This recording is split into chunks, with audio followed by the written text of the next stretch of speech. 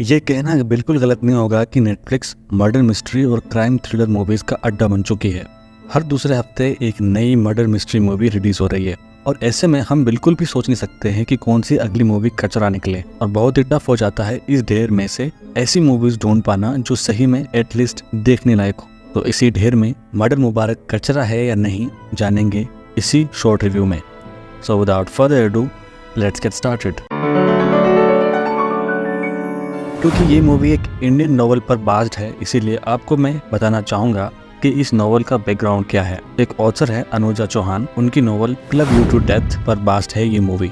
अगर आप गलती से भी मेरी तरह एक मूवी फैन के साथ साथ एक नॉवल रीडर भी हो तो आपने अगाथा क्रिस्टी का नाम तो सुना ही होगा। ये अपने टाइम की एक बहुत पॉपुलर ऑथर रह चुकी है जिन्होंने 50 से भी ज्यादा मर्डर मिस्ट्री नॉवेल्स लिखे हैं और सब की सब बहुत पॉपुलर है। इतनी पॉपुलर है कि कई नॉवल के ऊपर तो मूवीज भी बन चुकी है। Murder on the Orient express जो कि अगाथा क्रिस्टी की ही एक नॉवल है, इसके ऊपर भी मूवी बन चुकी है। और कमाल की बात यह है कि ये मूवी ठीक मर्डर मुबारक मूवी से मेल खाती है, जिसका रीजन है कि अनुजा चौहान की राइटिंग स्टाइल अगाथा क्रिस्टी से इंस्पायर्ड है। इसलिए मैं ये तो कह ही सकता हूँ कि murder Mubarak movie Agatha Christie के लेवल को मैच करती है। Now back to the movie. तो किसी भी मूवी की सोल होती है मूवी की कहानी। मर्डर मुबारक की स्टोरी तो ठीक है, लेकिन जिस तरह से इस स्टोरी को पर्दे पर उतारा है वहाँ चीज़ें थोड़ी इधर उधर हो जाती है।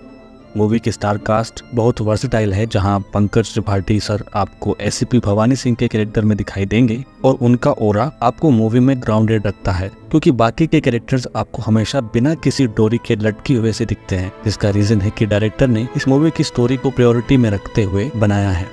इसीलिए मूवी के सारे कैरेक्टर्स आपको अनप्रेडिक्टेबल, शेल्फिश, एरोगेंट और मीन दिखाई देते हैं, जहां मानो जैसे ऐसा लगता है कि मूवी का मेन मोटिव ही है कि इलाइट क्लास के लोगों को एक्सपोज करना हो। जैसा कि मैंने कहा कि इस मूवी में कैरेक्टर्स ज्यादा हैं, इसी वजह से मूवी ओपनिंग सीन में सिर्फ कैरेक्टर से ही इंट्रोड्यूस करवाएगी और जब आप कैरेक्टर से एक बार इंट्रोड्यूस हो जाते हैं उसके बाद मूवी फिर वापस से सभी कैरेक्टर्स जो कि बाद में सस्पेक्ट्स बन जाते हैं उनका कनेक्शन विक्टिम से क्या था इसके बारे में बताती है, जो भी अगेन एक नॉर्मल मर्डर मिस्ट्री मूवी के हिसाब से ठीक ठाक ही होता है।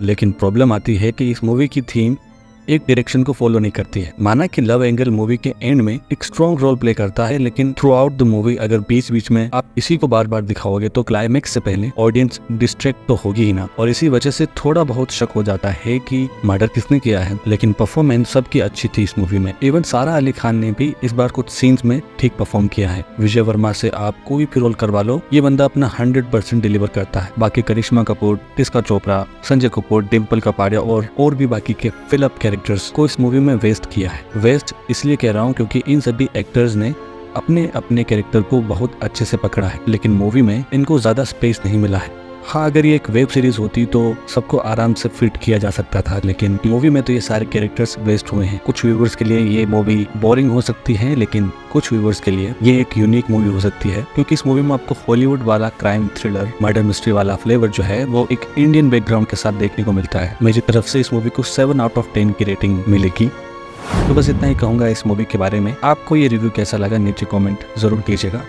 मिलेंगे और किसी रिव्यू वीडियो में, तब तक के लिए okay bye, take care. This is Gaurav signing off.